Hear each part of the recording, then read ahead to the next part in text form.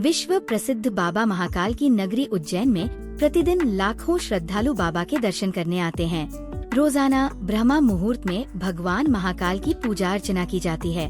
हिंदू धर्म में ऐसी मान्यता है कि भगवान महाकाल की श्रद्धा के साथ पूजा अर्चना करने से भक्तों के कष्ट दूर होते हैं।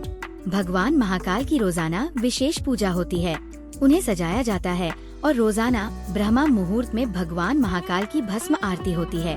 शायद आपने भी सुना होगा, बाबा महाकाल के दर्शन करने लाखों भक्त आते हैं। भगवान महाकाल की भस्म आरती में शामिल होना प्रत्येक भक्त का सपना होता है। भगवान महाकाल को लेकर कई कहानियाँ भी प्रचलित हैं। आपने भी सुना होगा कि भगवान महाकाल की भस्म आरती चिता की ताजी राख से की जाती है। आइए आज हम आपको भगवान महाकाल की भस्म आरती का सच बताते हैं।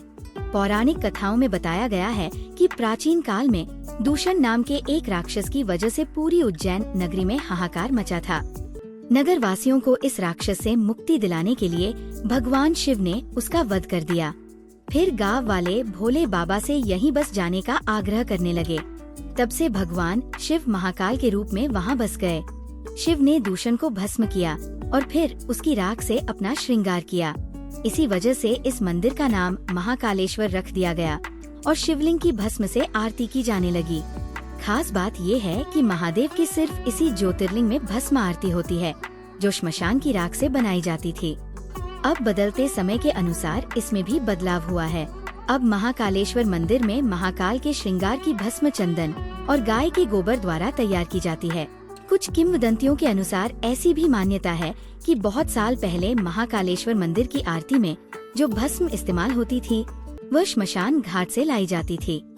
अब मंदिर के पुजारी भी इस बात को खारिज करते हैं कि मंदिर की आरती में प्रयोग की जाने वाली भस्म श्मशान घाट से लाई जाती है, बल्कि महाकाल पर चढ़ने वाली पवित्र भस्म कपिला गाय के गोबर से बने कंडों, शमी, पीपल, पलाश, बड़, अमलताश और बेर के वृक्ष की लकड़ियों को एक साथ जलाकर तैयार की जाती है।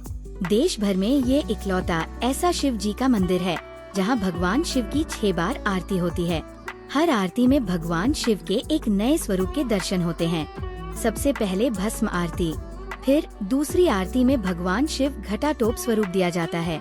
तीसरी आरती में शिवलिंग को हनुमान जी का रूप दिया जाता है।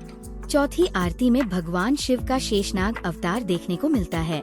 5वीं में शिव भगवान को दूल्हे का रूप दिया जाता है और छठी आरती शयन आरती होती है।